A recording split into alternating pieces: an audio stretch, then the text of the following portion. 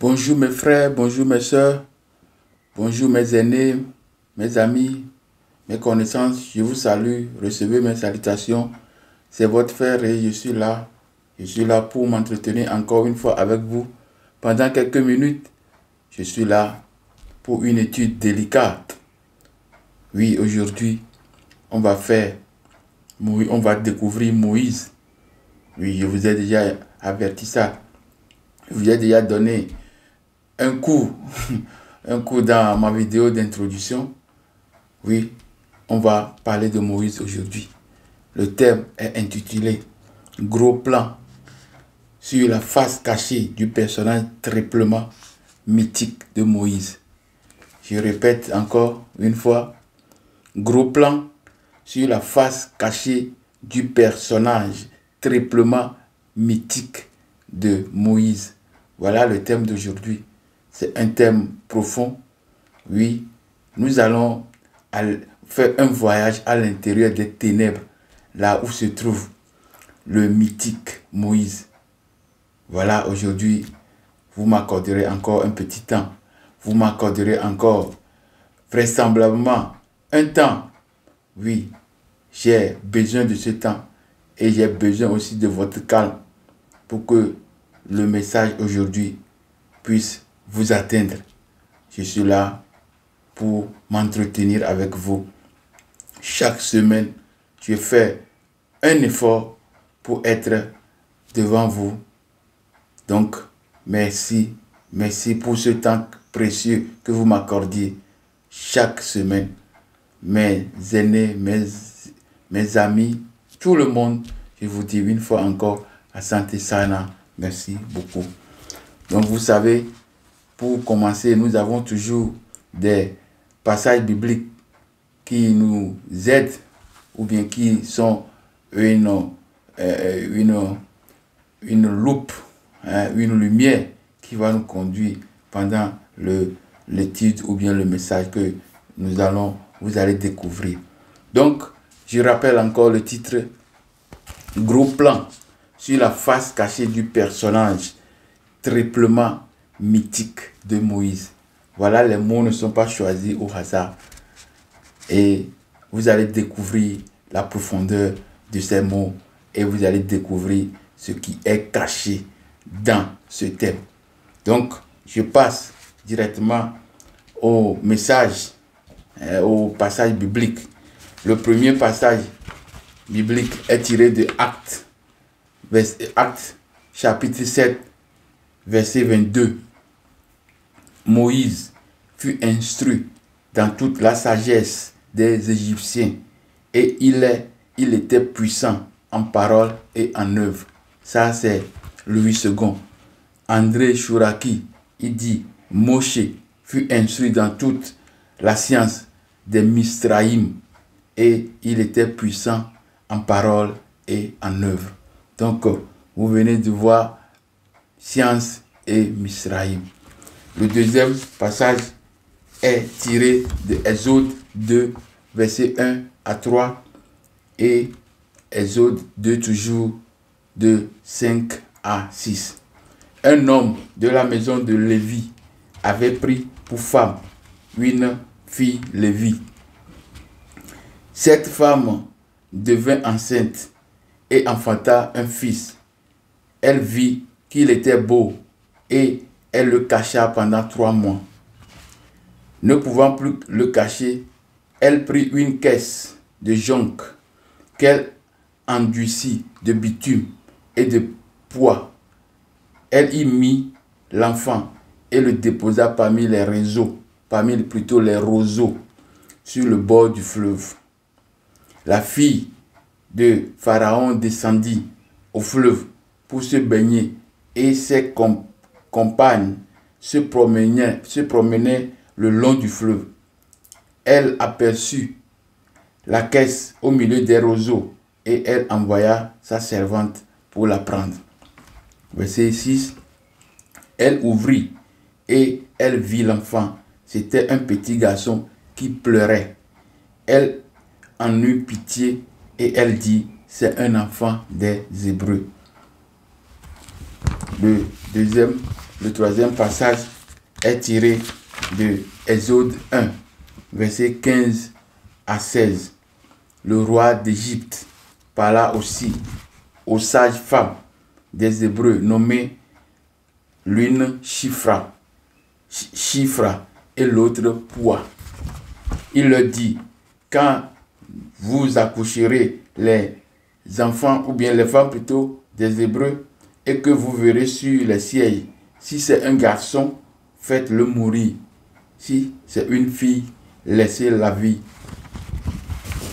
Le quatrième verset est tiré, je vous en prie, le quatrième verset est tiré de Exode 2, versets 18 à 19. Quand elle fut de retour auprès de Reuel, encore appelé Jéthro, leur père, il dit, pourquoi revenez-vous si tôt aujourd'hui? Les filles répondirent, un Égyptien nous a délivrés de la main des bergers et il nous a puisé de l'eau et a fait boire le troupeau. Le quatrième verset. Donc, nous allons lire aussi le cinquième verset, parce que j'ai retenu 5 versets aujourd'hui. Nous allons lire plutôt le cinquième verset, Jean 4, verset 4 à 5. Comme il fallait qu'il passât par Samarie, il arriva dans une ville de Samarie nommée Sichar, près du champ que Jacob avait donné à Joseph, son fils. Voilà les 5 versets bibliques que j'ai réservés pour le message. Ce sont des versets clés, mais il y en aura encore d'autres qui vont suivre. Donc, je reviens pour le commentaire de ces versets bibliques que j'ai choisi pour le message d'aujourd'hui. Le premier verset est tiré de Actes, verset 7 à 22. Là, on nous affirmait que Moïse était instruit dans toute la sagesse, dans toute la science des Égyptiens ou des Misraïm. Et il était puissant en parole et en œuvre. Donc ici, nous voyons que Mosè est instruit. Donc si tu es instruit dans un paradigme, alors tu vas agir dans ce paradigme. Et nous voyons ici que ce paradigme était la sagesse des Misraïm. Et vous savez ce qui est encore appelé Misraïm ou Égyptien, c'est un des petits-fils de Noé. Et plus exactement, l'enfant de Cham ou bien Cam. Donc, vous savez déjà qu'on parle ici de l'Égypte. Et l'Égypte n'était pas seulement l'Égypte que nous avons aujourd'hui là-bas, hein, le carré là, non. L'Égypte était étendue jusqu'à après Soudan.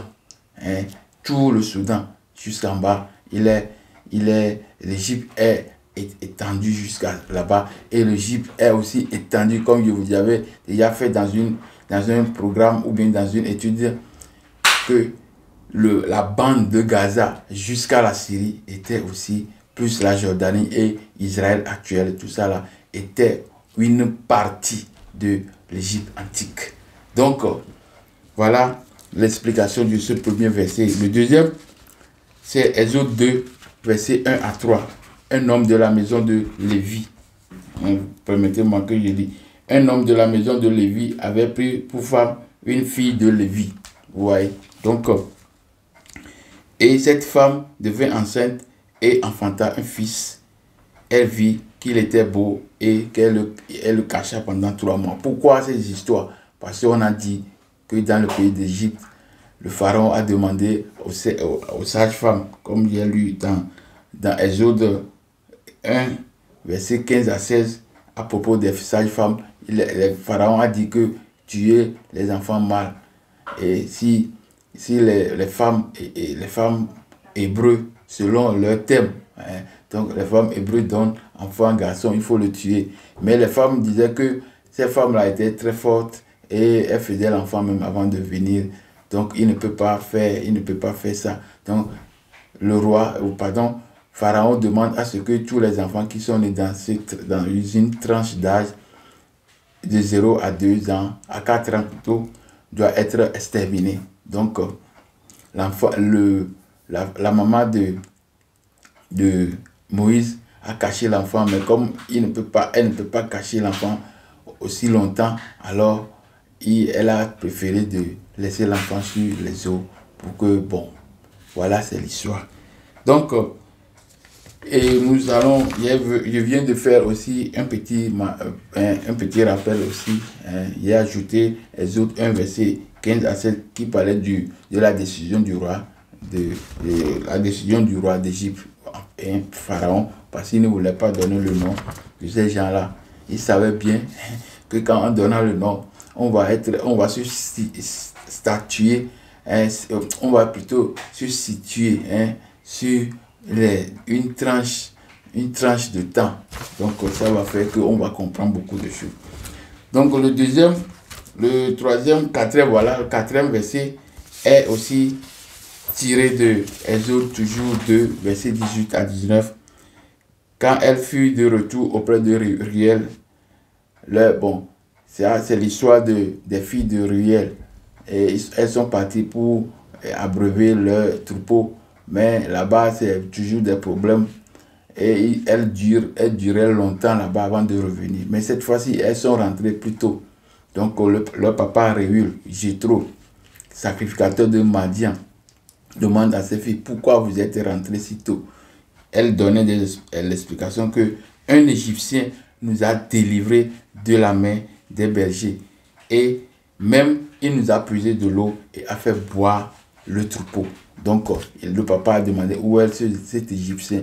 Et puis, voilà, Moïse est rentré. Et puis, il est resté avec eux. Il s'est marié à Séphora. Et puis, nous connaissons aussi la suite.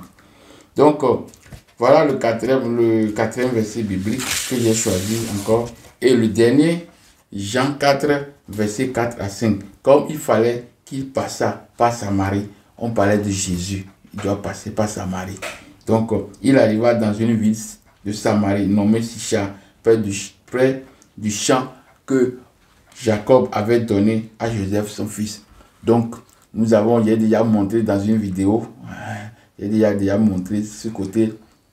Donc, quand on disait que Jésus on a plutôt divisé le royaume en deux après la mort de David, et après, suite aussi à la mort de Salomon, le royaume est divisé en deux. Le royaume d'Israël est divisé en deux. Et on a le royaume du nord composé de 10 tribus et le royaume du sud composé aussi de 2 tribus. Donc, ces 2 tribus, nous devons les connaître. Les deux, c'est eux qui ont formé le royaume du sud, qu'on appelle le royaume de Juda. Donc, le puits qui était au nord, on disait au nord. On disait au nord.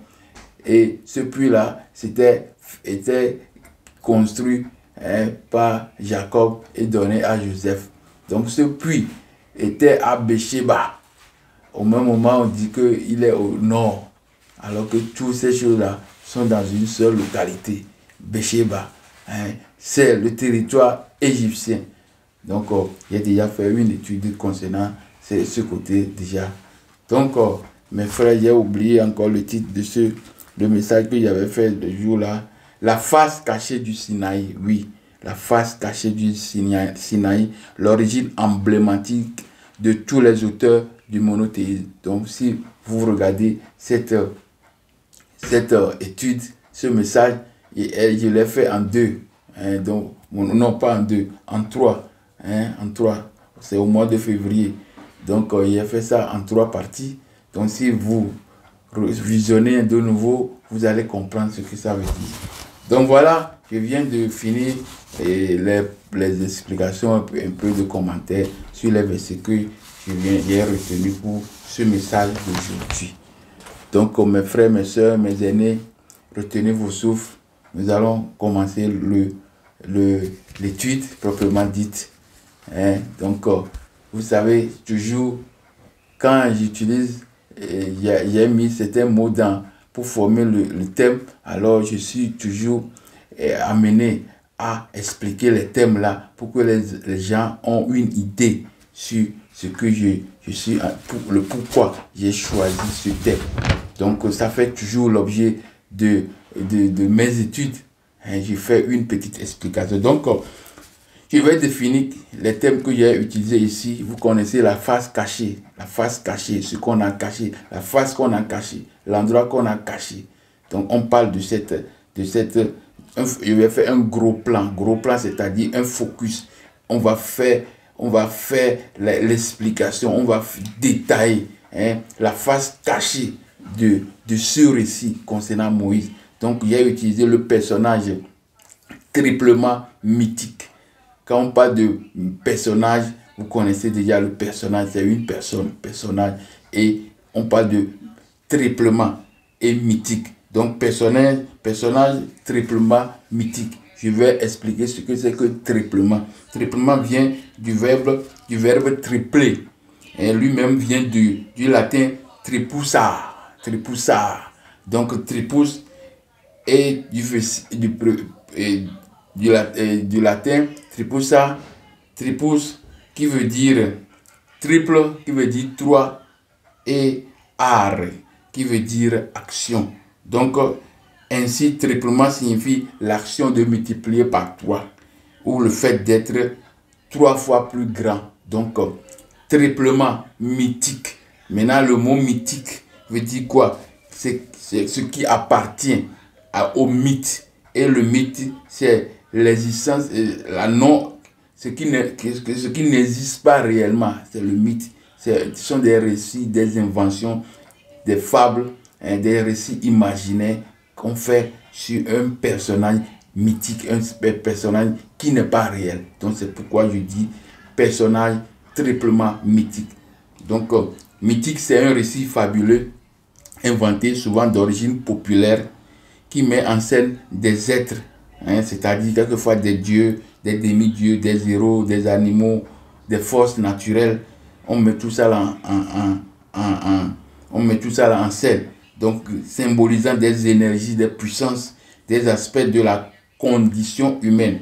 C'est un petit récit qui façonne la compréhension du monde, les valeurs, tout ça, les conditions de l'homme. Donc, c'est le même récit qu'on a fait pour parler de quoi j'ai fait la relecture macroscopique des chapitres 1 et 2. Donc, j'ai présenté certains récits, certains mythes. Ce sont des mythes, ce sont des récits imaginaires pour expliquer quelque chose que les gens n'ont pas assisté. Vous voyez? Donc, son but est de transmettre le récit et le mythe. Son but, c'est de transmettre une histoire inconnue. Et de faire l'éloge aussi d'un personnage. Et c'est le cas de Moïse, le cas de la création de l'univers que j'ai fait la semaine passée.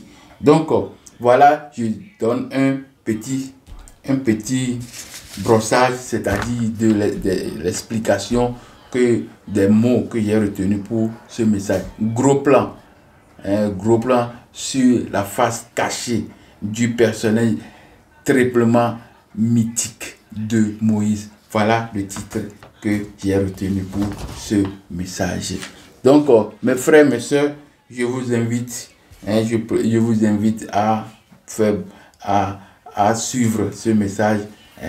Retenez vos souffles et suivez. Je présente une fois encore mes cordiales salutations à vous tous, vous qui inlassablement attendez avec beaucoup de joie mes messages hebdomadaires. Je vous dis une fois merci. Merci beaucoup. Asante sana. Aujourd'hui encore, c'est un jour spécial car il va nous permettre de faire un voyage dans le monde du personnage de Moïse. La face cachée de ce personnage emblématique. Oui, le thème, la face cachée du personnage triplement mythique de Moïse. Ce voyage nous permettra de savoir qui est Moïse. Est-il égyptien? Est-il hébreu? Était-il juif, acadien, sumérien ou que sais-je encore? Donc, il y a beaucoup de choses que j'ai mis là-bas. Mais c'est beaucoup plus que 3. Mais j'ai réduit aux 3 pour dire triplement mythique. Donc, le mythe, c'est ce qui n'est pas réel. Donc, c'est aussi légendaire. Mais nous savons que des gens historiques sont légendaires et des gens non historiques aussi sont légendaires. Donc, il faut comprendre bien le thème légendaire qui est ici, c'est-à-dire lié au mythe, au non réel, au mythe, à l'invention imaginaire. Donc, quand on parle de l'homme légendaire Moïse, ne prenez pas comme si c'est quelqu'un qui a vécu, non. Mais parce que nous allons rentrer dans la profondeur de cette étude pour savoir si Moïse est historique, légendaire ou bien un mythe irréel, légendaire. Voilà, c'est le but de cette étude d'aujourd'hui. Ce voyage va nous permettre, comme j'ai dit, pour cela, nous allons nous plonger une fois encore dans les écritures bibliques et dans les écrits extra-bibliques pour connaître mieux ce personnage emblématique qui a fait couler beaucoup d'encre ou qui a marqué beaucoup la vie des hommes et nations sur la face de la terre. Permettez-moi de vous rappeler le thème d'aujourd'hui que j'ai plusieurs fois déjà cité. Je vous épargne encore la répétition. Ce n'est pas par hasard que les mots sont choisis pour avoir ce dénommé d'aujourd'hui. Pour cela, je vous invite, mes frères, mes aînés, les différents amis d'Horizon. D'Horizon, je vous dis, retenez vos souffles. Aujourd'hui, nous sommes en face d'un personnage qui a fait trembler l'humanité tout entière par sa proximité exceptionnelle avec Yahvé, Allah, Dieu, et avec Yahweh, Allah, Adonai. Donc, je donne ce nom parce que j'ai déjà fait une étude qui parle de comment le Dieu de Sem, Yahvé, Adonai, Elohim, Allah, est-il devenu l'éternel Dieu créateur? Que s'est-il réellement passé? C'est un titre, c'est une étude, c'est un message à revisionner. Je vous invite, mes frères, à lire comment le Dieu d'une petite tribu est devenu le Dieu créateur. Que s'est-il réellement passé? C'est un thème, c'est le même thème que notre grand professeur Thomas Romain a fait. Et je vous ai déjà dit la fois dernière d'aller faire une petite recherche sur Internet pour lire le commentaire que ce monsieur, l'éminent monsieur, qui est une grande personnalité, cette déclaration qu'il a faite. Donc je vous invite à aller regarder, taper sur Internet comment une tribu, une petite tribu, comment le Dieu d'une petite tribu est devenu le Dieu créateur. Donc tapez seulement Thomas Romain. Donc vous allez voir là le commentaire et vous saurez et vous revenez encore dans mon étude. Parce que moi j'ai fait cette étude avant qu'il fasse ces choses-là. Donc, et revenez dans mes études pour revisionner et savoir ce que j'ai dit exactement. Donc, je continue, mes frères, mes soeurs. Toujours, je suis content de vous revoir. Je suis très content parce que ce message, c'est un message très, très délicat. Parce que nous allons connaître celui qui est le transiteur, le médiateur, le législateur du monothéisme. Ces lois que nous avons jusqu'à aujourd'hui.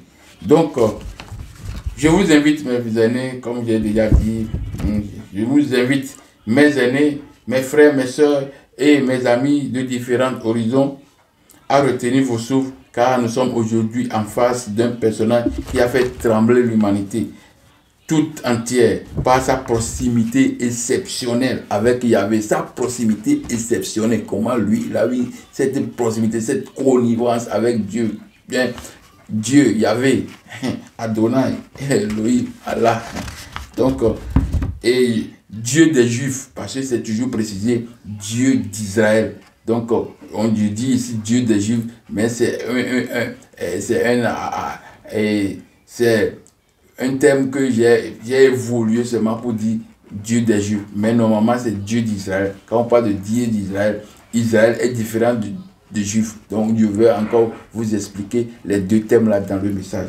Donc c'est un thème arbitraire que je viens de mettre ici, Dieu des Juifs, mais plutôt Dieu d'Israël, Dieu des Arabes et par après Dieu des chrétiens. Donc je veux parler des religions monothéistes, c'est-à-dire juifs, judaïsme, christianisme et musulman et islamique. Voilà, c'est un personnage légendaire sur lequel le récit monté de toutes pièces est érigé solidement 2000 ans. Déjà 2000 ans.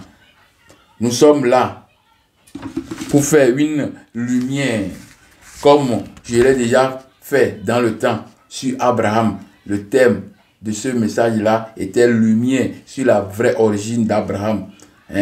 Lumière sur la vraie origine d'Abraham. Donc je vous invite à aller regarder ce message, lumière sur la vraie origine d'Abraham. Donc j'ai déclaré par les versets bibliques que Abraham est un Kamite, Abraham est noir. Et c'est seulement les Juifs qui sont là, qu'on appelle Falacha en Israël. C'est eux qui peuvent réclamer la paternité comme père Abraham. Donc, je vous invite encore à aller voir, visionner, partager, et faites vos commentaires sur le message là.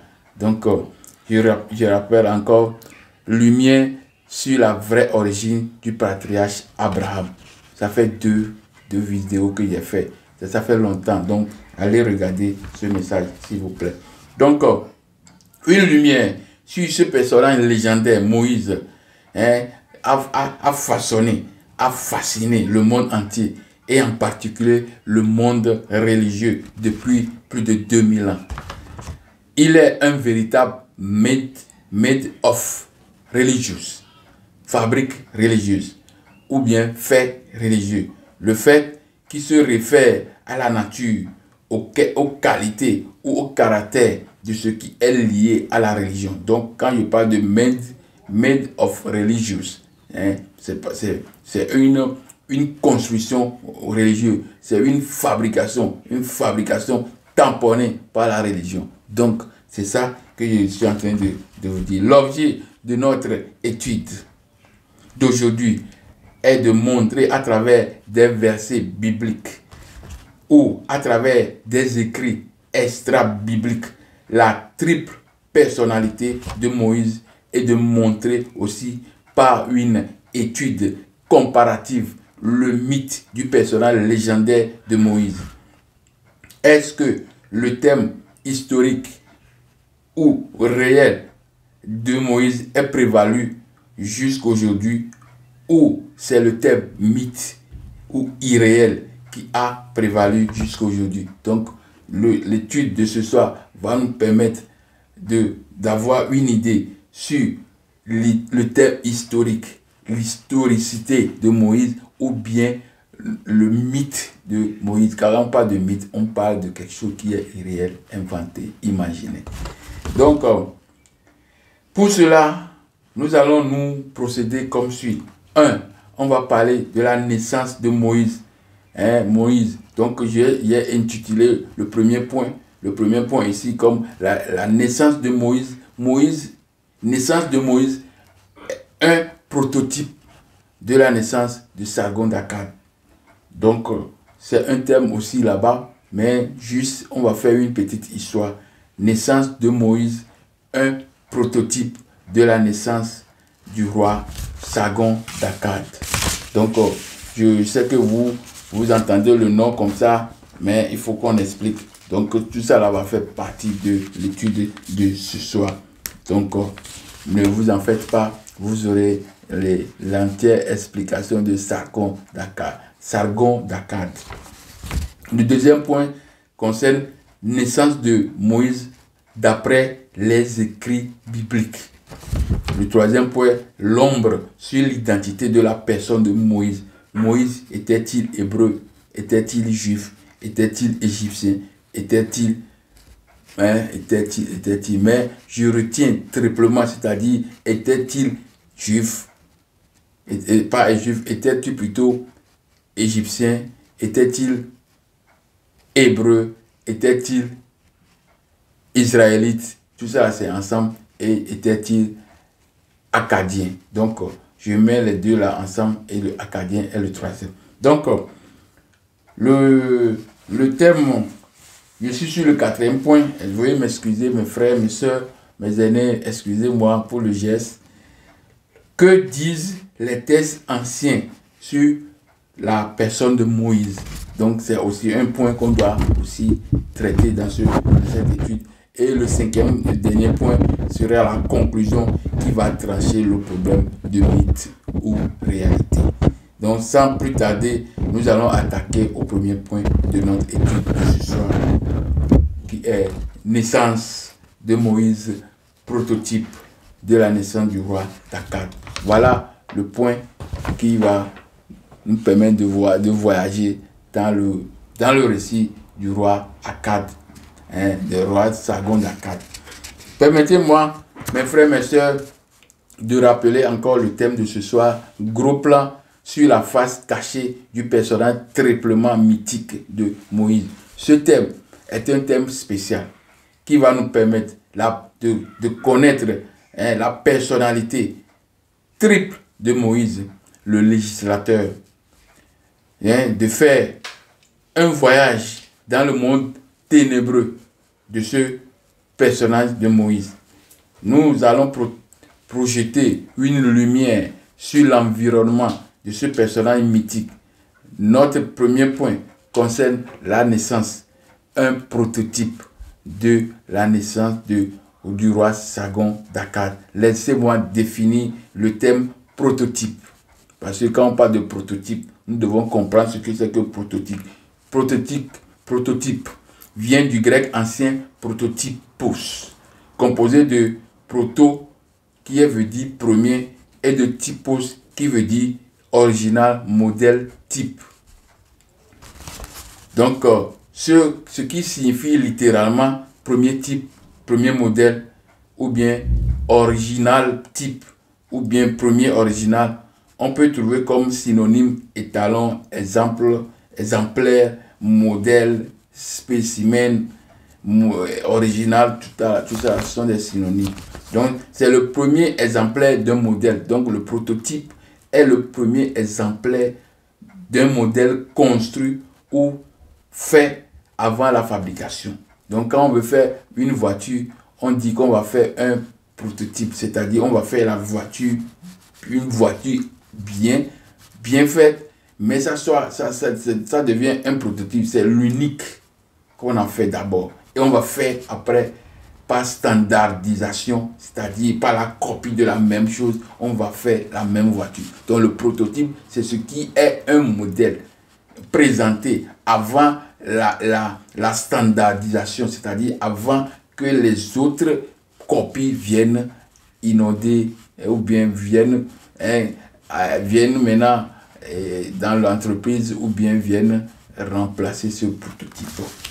Donc, j'espère que vous comprenez ce que c'est que prototype. C'est toujours utilisé dans les marques de voitures ou bien même dans les marques d'intelligence, c'est-à-dire quelqu'un qui a une idée et puis il a donné l'idée là premièrement et après les gens font la copie de cette même idée. Donc, c'est un prototype. C'est quelque chose qui est une copie un modèle qui est sorti d'eux. Donc, j'ai choisi le thème prototype pour montrer que Moïse est un modèle exemplaire ou un spécimen du roi Sargon d'Akkad, un roi fort de l'empire d'Akkad, entre 2500, 2800 et 2300. Donc, je peux dire même entre 2500 et 2300 avant notre ère, c'est-à-dire avant Jésus-Christ. Donc, c'est moins. On est dans, pas zéro, c'est Jésus-Christ. Donc, moins. Donc, ça va être 2500 à 2300. Donc, le récit là de Sargon d'Akkad était un vieux récit. Pour connaître l'histoire de Sargon, je proposerai de lire un passage du bouquin du psychanalyste Sigmund Freud. Moïse, le psychanalyste Sigmund Freud. Donc le bouquin est chiffré. Le nom de ce bouquin est Moïse, et le monothéisme. Voilà le bouquin. Je vous invite à aller acheter ce bouquin. Hein? Voilà le bouquin. Sigmund Freud, monothéisme, et plutôt Moïse et le monothéisme. Voilà. Dans ce bouquin, le psychanalyste, c'est-à-dire c'est un grand docteur. Il est autrichien. Oui. Il doit vous lire et sa biographie. Je crois qu'il est écrit à quelque part. Bon, je vois que je ne trouve pas maintenant. Donc on continue. C'est un Autrichien, un grand Autrichien. Dans le temps, il est historien, il est docteur. C'est lui qui a créé le psychanalyse, c'est-à-dire les gens qui sont fous, qui ont des idées, façons. Donc il a fait études sur ces gens-là. Donc c'est lui qui a écrit ce livre, Sigmund Freud, hein, Moïse et le monothéisme. Donc je dis que nous allons lire la page 12 et la page 13, un morceau de ces deux pages. Donc permettez-moi d'ouvrir la page 12 de ce récit. Donc, je lis. Le plus anciennement connu des personnages auxquels s'attache ce mythe de la naissance est Sargon d'Akkad, fondateur de Babylone vers 2800 avant Jésus-Christ. Nous avons intérêt à reproduire ici le récit dont il serait lui-même l'auteur. Donc on lit. Je suis Sargon, le roi puissant, le roi d'Akkad. Ma mère fut une Vestale. Je n'ai pas connu mon père, tandis que le frère de mon père demeurait sur la montagne. C'est dans ma ville d'Azupirani, sur les rives de l'Euphrate, que ma mère se trouva enceinte de moi. Elle me mit secrètement au monde, me plaça dans une corbeille de jonc dont elle boucha les ouvertures avec de la poix et m'abandonna au courant. Je ne me noyais pas. Le courant me porta jusqu'à Aki, le puiseur d'eau. Aki, le puiseur d'eau, dans la bonté de son cœur, me sauva des eaux. Aki, le puiseur d'eau, m'éleva comme son propre fils. Je devins le gardien d'Aki, plutôt le jardinier d'Aki, je m'excuse. Le puiseur d'eau. Alors que j'étais jardinier, Ishtar, c'est une déesse. La déesse me prit en affection. Je deviens roi et régnais pendant 40 ans. Dans la série qui commence par Sargon d'Akkad, les noms qui nous sont les plus familiers sont ceux de Moïse, de Cyrus et de Romulus. Donc les gens là ont pratiquement le même récit du roi Sargon d'Akkad. C'est l'exemple là qu'il est en train de donner ici. Rank, c'est aussi un égyptologue. Rank a cependant pu réunir un grand nombre de figures de héros appartenant soit à la poésie, soit à la légende, qui ont eu une enfance entièrement ou partiellement analogue. Par exemple, Égypte, Karna, Paris, Téléphos, Persée, Héracle, Gilgamesh, Amphion, Zéto. Tous ces gens-là ont les récits imaginaires qui sont tournés autour de ces choses comme ça. Donc ce sont les exemples qu'il vient de donner. Mais ce qu'il a dit à propos de Moïse, de Cyprus et de Romulus, c'est une copie similaire du récit de Sargon, de la naissance de Sargon. Donc les travaux de Rank nous ont permis de connaître la source et la tendance de ce mythe. Vous voyez, le travail de ce monsieur nous ont permis de connaître la source et la tendance de ce mythe. Donc voilà ce que je voulais vous faire écouter à travers ce bouquin de Sigmund Freud, le bouquin de Sigmund Freud, Moïse et le monothéisme. Voilà. Donc voici encore une histoire de la naissance du roi d'Akkad dans les bouquins d'histoire. Maintenant, là-bas, c'est un bouquin de Sigmund Freud. Maintenant, dans les bouquins d'histoire, quelle est l'histoire même, quelle est encore l'histoire là-bas? Donc, la naissance de Sargon d'Akkad, fondateur de l'Empire d'Akkad, est enveloppée de légendes. Il serait né d'une mère, grande prêtresse, abandonnée sur le fleuve dans un panier. Donc, la maman était une prêtresse. Donc, les prêtres, c'est-à-dire la femme prêtre, c'est prêtresse. Donc, sa maman a eu relation avec quelqu'un. Et maintenant, comme lui, c'est le roi, toujours avec le roi, comme il n'est pas marié, alors avoir relation et l'enfant va sortir, c'est pas bien. Donc, elle a accouché l'enfant, et puis après, elle a mis ça dans une truc là qu'on nous a déjà décrit. Elle a mis ça sur l'eau, le fleuve Euphrate. Donc, vous voyez, donc c'est là-bas que le fleuve Euphrate, donc, et il est recueilli, c'est-à-dire quelqu'un, un jardinier, là, a recueilli Moïse, et puis il a pris soin de lui, et dans sa main, comme il a déposé là-bas, le jardinier a pris et recueilli. Donc, il aurait été trouvé recueilli par Aki. Aki, c'est le jardinier. Et la déesse, tout ça là, a intervenu jusqu'à Moïse, le petit là, pas Moïse, Sargon d'Akkad est installé dans la royauté et il a vécu dans la royauté. Et c'est la reine qui s'est occupée de lui, tout ça là. Donc, c'est un récit similaire. Hein? Donc, et ce récit date d'il y a 2000 ans d'avance.